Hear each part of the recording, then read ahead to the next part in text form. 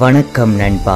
இவ்வுலகில் இரண்டு வகையான மனிதர்கள் உள்ளார்கள். அதில் முதல் வகை எப்போதும் ஒரு சீரான வாழ்க்கையை வாழ்பவர்கள். அவர்களது வாழ்வில் பெரும் ஏற்ற இறக்கங்கள் இருக்காது. நாளை என்ன நடக்கும் என்ற பயம் இருக்காது. அடுத்து என்ன செய்வது என்ற குழப்பம் இருக்காது. அவ்வாழ்க்கை எப்போதும் ஒரு நதியில் விழுந்த இலை போல இவ்வுலகின் ஓட்டத்தோடு நகர்ந்து கொண்டே இருக்கும். ஆனால் இங்கு இன்னும் ஒரு வகையான மனிதர்களும் உள்ளார்கள். அவர்கள் இவ்வுலகில் ஒரு இலக்கோடு வாழ்பவர்கள். தங்களது வாழ்க்கை இவ்வாறுதான் இருக்க வேண்டும் என்ற கனவோடு உழைப்பவர்கள். அம்மனிதர்களது வாழ்க்கை நிச்சயம் எளிதானதல்ல. அதில் எப்போதும் பல ஏற்ற இறக்கங்களும் எதிர்பாராத திருப்பங்களும் வந்து கொண்டே இருக்கும். தினம் தினம் பல புது பிரச்சனைகள் தோன்றிக் கொண்டே இருக்கும். அப்பிரச்சனைகள் அனைத்தையும் சமாளித்து தொடர்ந்து தனது இலக்கை நோக்கி முன்னேறிக் கொண்டிருப்பதே அம்மனிதர்களது தினசரி வேலையாக இருக்கும். இருந்தாலும் இத்தனை கஷ்டங்களை அவர்கள் எதற்காக அனுபவிக்கிறார்கள்? தன்னை போன்ற சக மனிதர்களைப் போல ஓர் எளிமையான வாழ்க்கையை வாழாமல் அவர்கள் ஏன் இத்தனை கடினமான ஒரு வாழ்க்கையை தேர்ந்தெடுத்தார்கள்? அதற்கான காரணம் தான் என்ன?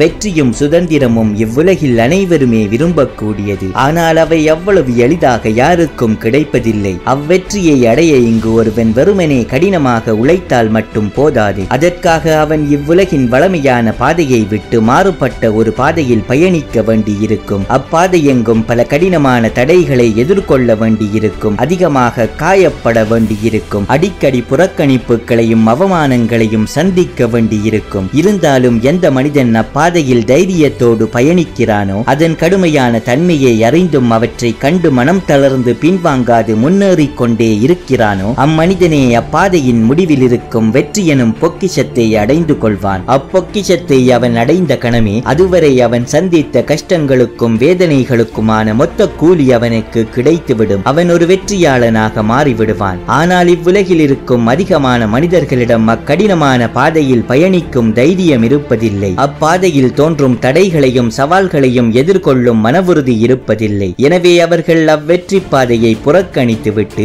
இவ்வுலகம் தனக்கு காட்டித் தந்த ஒரு சொகுசான பாதையை தேர்ந்தெடுத்து அதில் பயணிக்கிறார்கள். நண்பா, வாழ்வில் நீ ஒரு வெற்றியாளனாக மாற வேண்டும், உனது கனவுகளையும் லட்சியத்தையும் அடைந்து கொள்ள வேண்டும் என்ற பசி உன்னிடம் இருந்தால் அப்பசிக்கு என்றும் ஒரு சொகுசான பாதையில் தீனி கிடைக்காது. அப்பசியை தீர்க்க வேண்டும் என்ற அடங்காத ஆர்வம் உன்னிடம் இருந்தால் அதற்கு தீனி போடக்கூடிய ஒரு வெற்றி பாதையை முதலில் கண்டறி. அப்பாதை நிச்சயம் நீ எண்ணுவதை விட மிக மிக கடினமானதாக இருக்கும். அதில் நீ எடுத்து வைக்கும் ஒவ்வொரு அடிக்கும் ஒவ்வொரு தோல்வியை நீ காண்பாய். பின்னடைவுகளை சந்திப்பாய். தாங்க முடியாத வேதனைகளையும் அவமானங்களையும் சந்திப்பாய். இருந்தாலும் நீ இன்று காணும் அனைத்து வெற்றியாளர்களும் இது போன்ற கடினமான தோல்விகள் நிறைந்த ஒரு பாதையில் பயணித்தே தங்களது வெற்றியை அடைந்து கொண்டார்கள். அப்பயணத்தில் தோன்றிய பிரச்சனைகளை அவர்கள் தைரியமாக எதிர்கொண்டார்கள். இம்முயற்சியில் நான் தோற்றுவிட்டால் என்ன செய்வது? அடுத்தவர்கள் என்னை மட்டமாக எண்ணுவார்களே, தோற்று போனவன் என கிண்டல் அடிப்பார்களே என்ற பயத்தினுள் அவர்கள் முடங்கிவிடாமல் தைரியமாக தங்களது கனவுகளுக்காக உழைத்தார்கள். அதில் பல தோல்விகளையும் பின்னடைவுகளையும் சந்தித்தும் விடாமுயற்சியோடு போராடினார்கள். இறுதியில் தாங்கள் எண்ணிய இலக்கினை அடைந்து கொண்டார்கள். இப்படிப்பட்ட ஒரு வெற்றியாளனாக நீயும் மாற விரும்பினால் அவ்வெற்றியாளர்கள் தேர்ந்தெடுத்த பாதையையே நீயும் தேர்ந்தெடுத்து அதில் தைரியத்தோடும் விடாமுயற்சியோடும் போராடு. நிச்சயம் நீயும் ஒரு வெற்றியாளனாக மாறியே தீருவாய்.